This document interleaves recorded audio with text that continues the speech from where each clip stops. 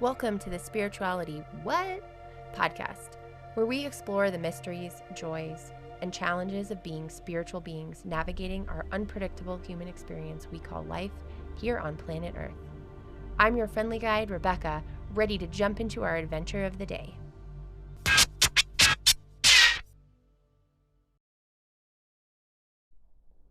Hello, welcome back to Spirituality What? This is Rebecca. It is Wednesday. We are dropping a new episode.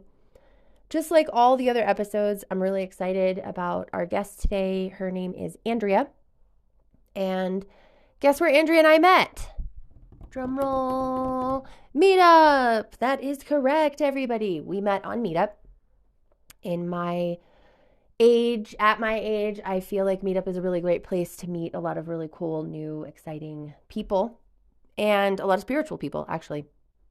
So I met Andrea through an ET group, I think like about 4 years ago. And I vividly remember being in this discussion room and just being drawn to everything that she was saying. She was really interesting. She's really outspoken. She's extroverted. She's really bubbly and live. And we just pretty much clicked after that. I actually reached out to the organizer and I said, hey, there was this woman and I was wondering if I could get her contact information. And then we just kind of hit it off and became friends. So Andrea, also known as Andrea Dawn Driver, has always possessed a passion for storytelling and spreading messages of hope. Initially known for her captivating presence as a psychic medium and entertaining communicator, she never anticipated that she would extend her gifts to the realm of written word. But today, she stands as a celebrated best-selling author, touching the lives of countless readers. She embarked on a very deeply personal quest for authenticity in 2012, and this led to a profound spiritual awakening. And today, she serves as a conduit for divine guidance, channeling messages of healing and empowerment for the betterment of all. And so today, Andrea, who is a psychic medium, she doesn't like to call it that necessarily, which you'll hear more about in the episode. But today we are going to explore spirituality from the medium perspective, and we're going to talk about Andrea's spiritual journey from the tender age of 5 years old, including the role of organized religion in her life, which is kind of interesting. We're going to talk a little bit about fear versus love and the practice of getting to love, and a very unique perspective that Andrea has on forgiveness. So let's get to it. Welcome back to Spirituality What? Hello, everybody. Today I am thrilled to bring my good friend Andrea onto the Spirituality What podcast to talk about kind of just exploring spirituality, all things spirituality related, maybe get into some of the mediumship aspects of Andrea's life. And so, Andrea, if you want to introduce yourself. I'm Andrea Dawn, and I am a constant learner in the life beyond the life within the life happening now, all things spiritually outside of what this body is experiencing. Yes. And it's been an amazing journey to get me to where I am today, for sure. So by definition, you could say psychic medium. And I tend to tell people I'm a channeler. So I channel energy. So yeah, that's where I go. And Andrea and I are really good friends. I love Andrea. She knows so much cool stuff. She sees so much cool stuff. So I am excited about this conversation today. So I will start where I start with all my interviewees on this podcast, which is, what does spirituality mean to you?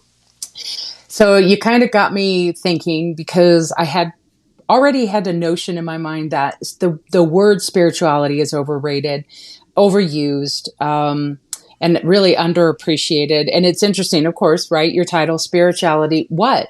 And so this is what I came up with after literally looking it up, the etymology of the words and breaking it up.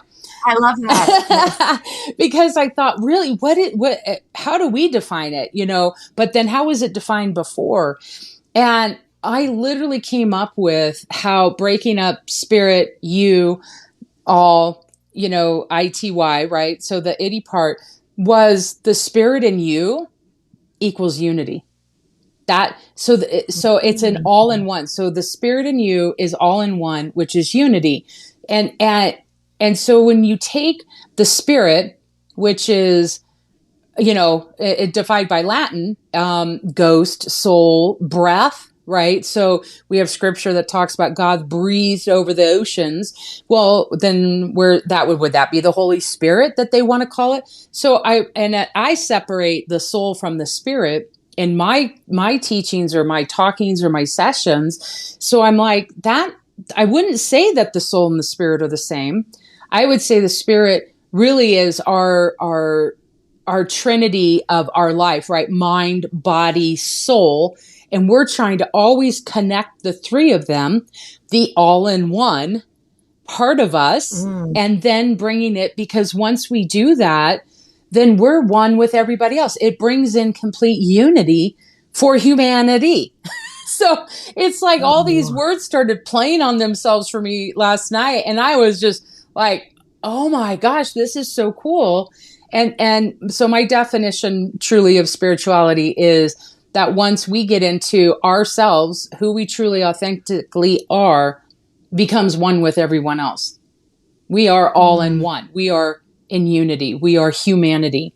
So that's my new definition, but I gotta make sure I kind of clean it up a little bit more than that. Yeah, totally. Yeah. Totally. Yeah. Try to come down to a one sentence explanation on that, but I was just, I hear you. Yeah.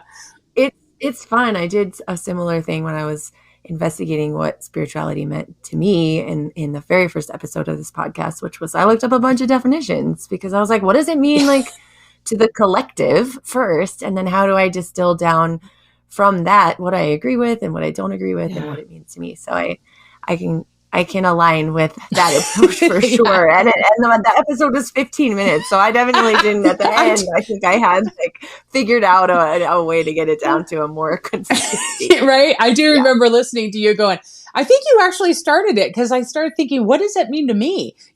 Because of what you were talking about. And a lot of it hit for me too. So I broke it all up for me. And then it was just like, oh, this is clear. The spirit in you is all, and now we're in unity. And I went, oh yeah, that makes sense.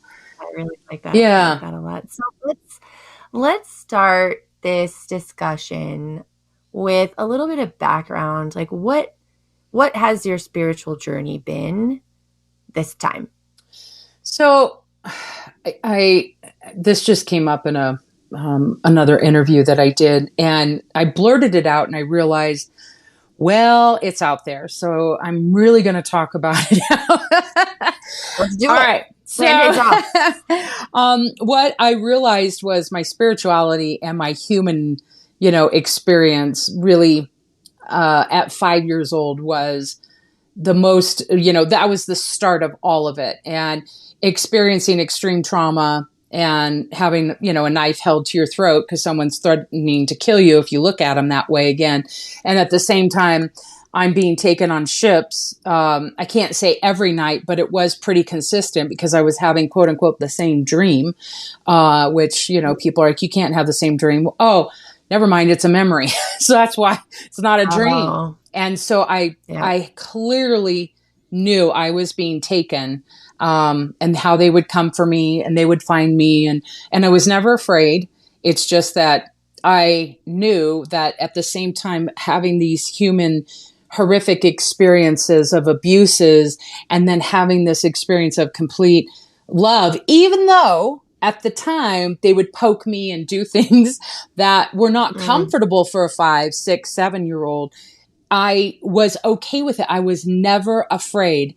And not until way later did I understand, because it felt like, it's like pinpricks all over the body. And I would get them later on in life, but not until 2016 did I actually say, what are the pinpricks? And they said, oh, we're taking DNA. I'm like, oh, that makes sense. And then I didn't even question it anymore, right? So then I went back and I went, oh my gosh, you've been doing this since I was 5? And so at 5, they were extracting, but they were also putting in. They were giving me help so that I could endure and survive what was happening in my life. And so that really was the start of it.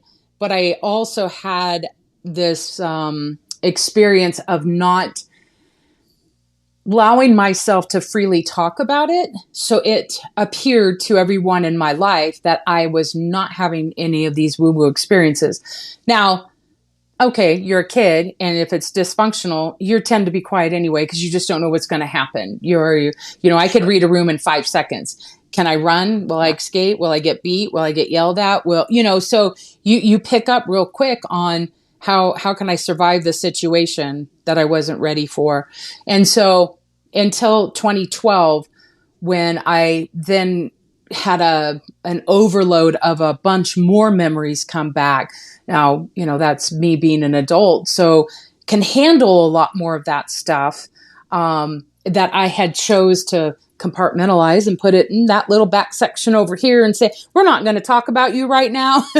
Right. And then Totally. that is what really opened me up. That was in August of 2012. And then in 2013, I was in a class and, I was talking to spirits when I was 5. I saw my grandfather when I was 5, and he had already passed, 8 years before that. And so, it was definitely for me just normal to talk to him, but I would not tell anyone. Here's 2013, and the voices came back like a light switch. And then that started a whole different new experience for me. So that's, Totally. whole new way of life. Yeah. So how has religion, organized religion or religious texts or anything more related to religion played any role in your spiritual journey? So when I was 20, I eloped with my ex-husband in Las Vegas and was pregnant by 21 and realized, oh shit, I'm going to have a child. What do I do? So I went and got saved and, started that journey in the churches. Now, for the most part, no, all the way through, I was non-denominational churches.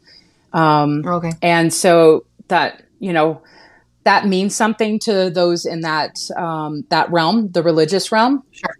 And so I would go and attend. And for the most part, because I knew this was going to be a tough marriage, and something needed saving, I chose religion to look for some answers, some help, some guidance. And I did have some amazing things happen. It just wasn't a good fit. And I was, basically kicked out, asked to leave, because I was questioning and really sincerely was questioning things. And God was showing me other things, right? God, source, whatever you want to call it. There is a creator. It's just a different way of how I was seeing things. And so I started, questioning that. I don't know how I would have been, had it not been for the church when I had my third child, and the help that they provided for me was just amazing. So, because my ex was long haul truck driving, so he wasn't there. So religion played a huge role. And it's interesting because, you're asking that because I quote scripture. So people are like, I mean, you know that kind of stuff. So sometimes I'm like, I don't know. Right. I do it without even thinking. That's what cracks me up. I crack myself up because I'm like, oh yeah, look at that. Scripture does mean that, so I'll remember because I'm quoting something that just comes out. And so, it's amazing how I have such a different understanding of reading that Bible and all those concordances and the dictionaries. And, sometimes in my personal Bible study, I'd have 6 different books out, the Hebrew Bible, the Hebrew, all of this stuff. Cause I'm like, I want to know the etymology of these words. I want to know the definition. Who came up with this? Is this Hebrew? Is this Latin? Cause it does mean something. You can't just read it for the literal way that it's written.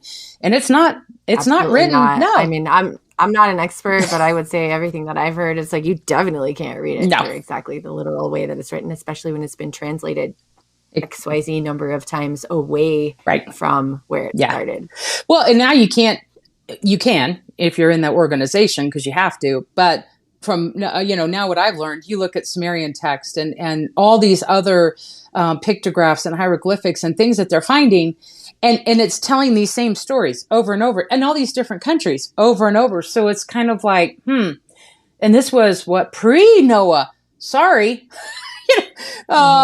So whose story is this? Or, Jesus and the 12 disciples, and I channeled Jesus, right? So, and he comes a certain way to me. It doesn't mean he comes that way to other channelers.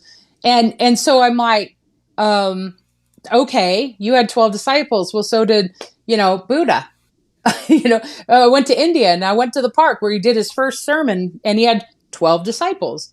And I'm going, okay, see, this is repetitive. There's something about the numbers. There's something really, and we forget Jesus. So 13 is an amazing number, but you're being told it's not. And I'm like, oh my gosh, yes, 13 is amazing. So you learn these things even. So it played a really big role. Speaking of 13, I feel like I recently heard that Taylor Swift's favorite number is 13. Yeah. Or somebody really famous like that. Yeah, it was her. Their favorite. A lot of synchronicities come to her at the number 13. I'm like, I don't know. I have nothing against 13. Yeah. Well, here's anything that they want us to be afraid of. I'm like, why? Why? Like, what? It's a number. Why? So I'm always questioning what the reason. Do you want to use it for bad? Totally. Okay, you use it for bad. I'm going to use it for good. I'm going to change the vibration of it, and it's going to be amazing for me. So once I get into that little fear thing about, some of my past that I remember certain things about, and I go, nope, I'm going to change it. I am going to go full blast into, 13 because I don't care, it's whatever the number of Satan or whatever people want to call it. I'm like, no, it's God, it's creator. Yeah. So I want to dig into that a little bit on, I think it was the podcast with Khan that about yoga. She talked about changing your prescription, changing your perspective. And I get that same vibe when you say like changing the vibration. So what does that mean exactly? And what does that look like? So simply put, it's fear versus love. It is saying that 13, well, they don't even have it still in some buildings today, right? Yes. Right. Yeah. And I think, why do you want us to be afraid of it? Because to me, then changing the prescription is it's got to be something good. And so I'm going to learn about it so I can love it. That changes the vibration. So anything that we kind of have a fear about, even going into snakes or spiders, right? Some people are terrified. They scream, they run away from, a spider that is, centimeters big. And so what is that? What is the fear? And then once you can change that and learn to love it, the fear goes away and you change the vibration. I mean, the story of me talking to that one spider, I've talked to other animals. Of course, people are like, oh, talk to dogs, horses, cats. And then I go, oh yeah, I had a conversation. Well, I actually lived with this spider that would talk to me every day. And I think I remember that story. Yeah. He told me his name was Toby and I didn't get it because I didn't have boys. And I'm like, okay, fine, your name's Toby. And he's like, no, Toby. I'm like, okay, Toby. He's like, no, Toby. And I'm all, okay, wait, what are you saying? Is there something I should know about it? And I go to the internet and I'm all Spider-Man Toby. I go, oh, Toby was the actor's name. Oh, that's so funny. The joke's on me. Yes, it was. You get to learn something new. Right. But, when I first saw him, because he was huge, my 5 nights, I didn't sleep because all I could think of, it's a female and it's pregnant and all these little spiders are just going to come down and land on me. And I'm going to wake up to all these webs and I'm going to be surrounded in, what is the Fly, the movie, that old one, right? That of course I watched, and so you just have these flashbacks. And I just got up and I said, I'm done. Okay, why are you here? And then I get the message. And so we ended up living together for quite a while, like 2-3 months, I think it was. So, and I don't even know. I kept saying, I don't know what you're eating. Like you're in a spot where there's no food. So I don't know what you're Yeah. living on. It was an interesting exchange. However, that the easiest way to say, or the challenge really, change it from fear and go to love. And that will change the vibration. Doesn't happen in one full swoop. I just said I didn't sleep for 5 nights. But once I Right. said I'm done, I'm not going to be afraid. I'm not. So what is it? I'm just, it was, it's the sheer size. Like he was huge. He was a decent, spider. It was like almost tarantula size. So, that's Okay, that's pretty large. Like a tarantula is like the size of your hand, right. so that's Yeah. big. I didn't even think they grew that big, but of course the one that wants to talk to me is going to be that size. So it was a good challenge for me to go, oh my gosh, and then it was interesting because they showed me when I was 7, one of the worst years of my life was like 7. The abuse was just ongoing. The child sex trafficking was happening, being subjected to porn. That was 6, 7, and all of that was like a 2-year period of my life. And when I was at my mom's house, there was a dad spider, a mom spider, and a baby spider. And I literally would hold them in my hand. They never took off running. I would put them on my knee. I would have conversations with them. So that spider helped me to remember that spiders actually helped me a lot in my life. And so it's, I don't want to walk up onto a snake. And yet I have, and I've just not been afraid of them anymore. It's like, it's just gone, they fascinate me now more than anything, just watching them, be themselves, Yeah. I think for me, it's like the unexpected. It's maybe not that I'm afraid, but I just get like surprised. So it's like, you're out for a hike and like, yeah, you're in nature in Arizona, for example, and like a snake crosses your path and you're like, ooh, and you kind of jump and scream a little bit, but it's not like, because I do that at the house too. Like a spider falls out of somewhere onto me and I'm like, ah! Because it's like, I'm not expecting it to happen, but I'm not like inherently afraid once I like get everything oriented, with the spiders and stuff. So when you talk about going from fear to love, you specifically stated that you're making like a conscious choice to choose not to be afraid or to choose like to get past that fear. Yes. Maybe because I think sometimes you kind of have to like experience that. So in the case, I think phobias or at least fears, maybe not phobias, a little bit more clinical, but fears of like spiders and snakes and things is a little bit, rats, stuff like in your house.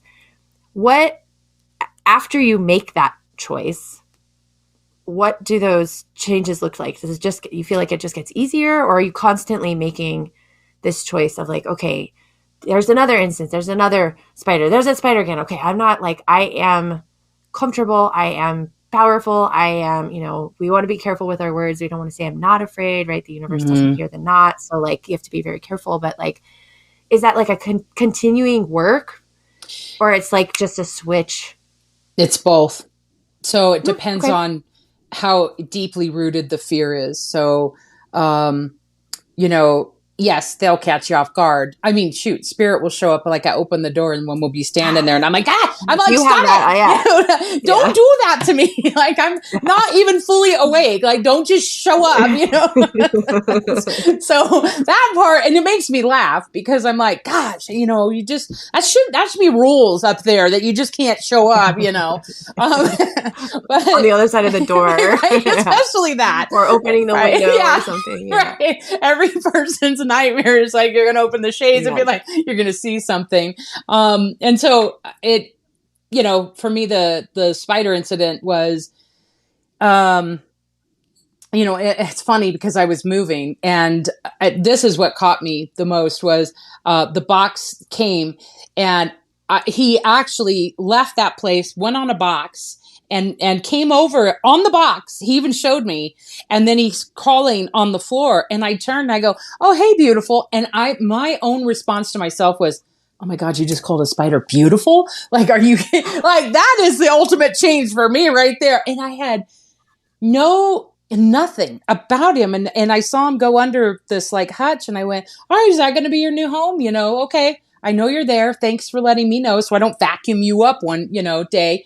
And so I noticed that I just had a totally different feeling. But then there's still some that we struggle with that keep us, they're just deeper rooted. So we are constantly having to remind ourselves, I am not afraid, or to say, thank you. That's my biggest one. I get that hope no, whatever, prayer thing, because once you can come to appreciate and thank and change that quote unquote vibration of what that was, instead of, even to me, this is me now. I'm not going to talk about this with anybody else. I don't want to debate, but I feel that forgiveness tends to be a victim survivor kind of vibration and doesn't get you out into thriving. And this is awesome. Let's talk about this. We have talked about this in the past before. And I think that Andrea's position on this is really fairly unique and really powerful. Like it's really strong. And I would say that I don't know really how I felt before. I'm not really sure, but I've converted to Andrea's perspective on this too. So go right ahead. Well, and that's that. So real quick, 2016, I think it was it was 2016, 2017, and doing a workshop. We're in the middle of a meditation, and I was the one that was always holding the space to make sure everybody stayed and didn't go out too far or fall asleep, right? I would wake them up because that's and it's common, right? So we had this big group and I'm just holding the space and I could see where everybody goes, which is always so cool to me. It's like, oh, you're going to that waterfall? That's kind of cool. So cool. Yeah, it's really cool. So I'm doing my thing and all of a sudden it's like a bullhorn and they're like, Andrea, forgiveness is a farce. And I was like, what? What the hell? What are you even saying to me? Like, oh my God, I'm the queen of forgiveness. I've written all the letters. I can't even talk to you right now. I'm in the middle of a meditation. I'm like, but this is not over. At the break, we're going to talk. Go in a room, shut the door. And I'm like, I'm not leaving the room until you explain to me why.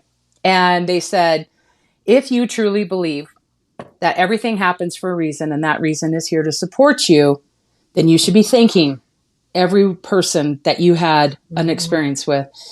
And that was the game changer. I even said to him, I go, I know what you're saying. And you got to give me at least 3 days on this. It didn't even take 3 days because I truly knew that was the only way that was going to get me out of still having that victim survivor mentality. And so I did.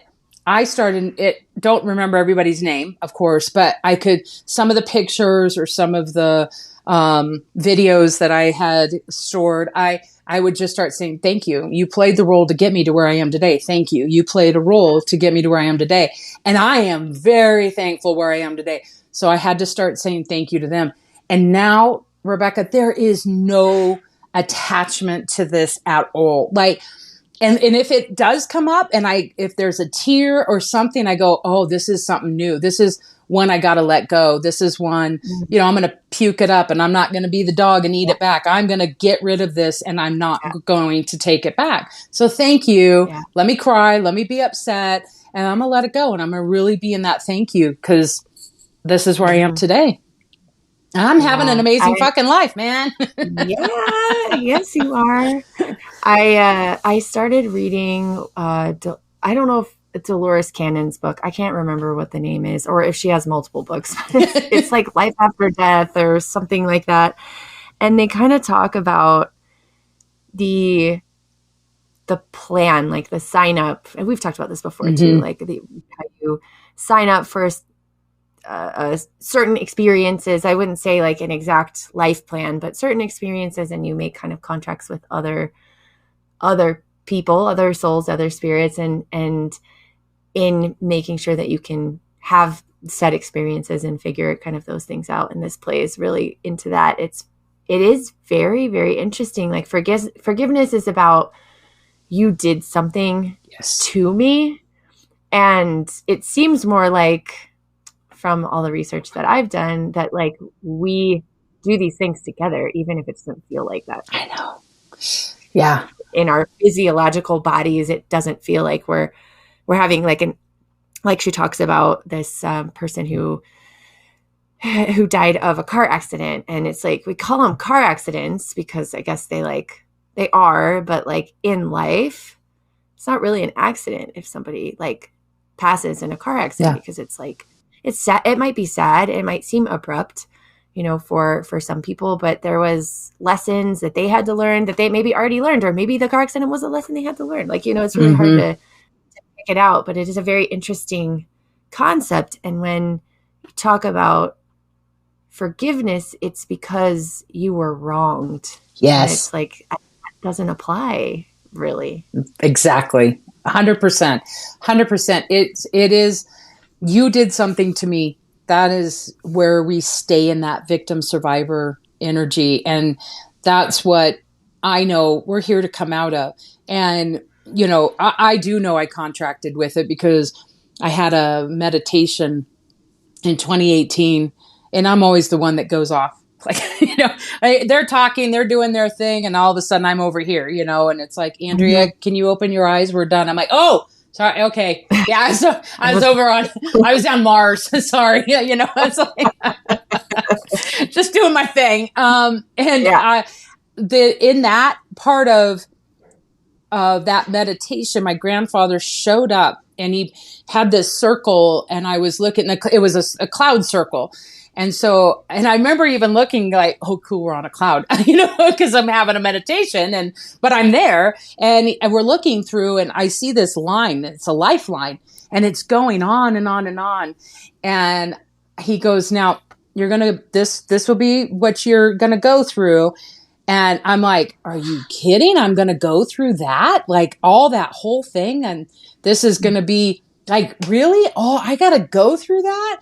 And he goes, yes, but do you see that light way down? Do you see that bright light way down there? And I was like, yeah. And he goes, when you get there, if you can get there, you will know why. And I'm not kidding you. I felt like I knew exactly. I knew exactly at that point. And it was in 2013. So even though I was having all these galactic experiences and all these traumatic experiences, I was going in the right direction. And I was going to get there. And I knew that. There was an innate knowing growing up that, and I was a risk taker because I wasn't afraid to die. And so it was kind of like you're okay. Everything's always going to be okay, even though this sucks. I don't like this. This doesn't feel good. I even to this day, that's my human experiences. Wow. All right. So this is my experience. Yeah. So I don't really care for this one, but okay, we got to go through it. I know it's for my good, but yeah, let's just learn whatever it is we got to do and get on to the next thing. Right. All right, everybody. So that wraps us up for part 1 of this episode and the spiritual journey with Andrea. Join us next Wednesday for the closing part 2. It's going to be really fun. Please tell all your friends about this podcast. We'd love to get some more followers. We have some goals now related to interviewees who require certain numbers of followers and listeners in order to get them on your show. So please tell all your friends and subscribe and follow, and definitely interact with the podcast polls and the Q&A on Spotify. We've tried to put questions in there that would help drive sort of the direction of the podcast, and would love to hear what you would like to hear more about. See you all next week. Thank you for joining me on today's Spirituality What? Adventure. Subscribe, rate, review, and share this podcast. Visit us on Instagram at spirituality.what to interact, tell us what spirituality means to you, and even provide some of your own personal musings. Human on, you phenomenal spiritual beings.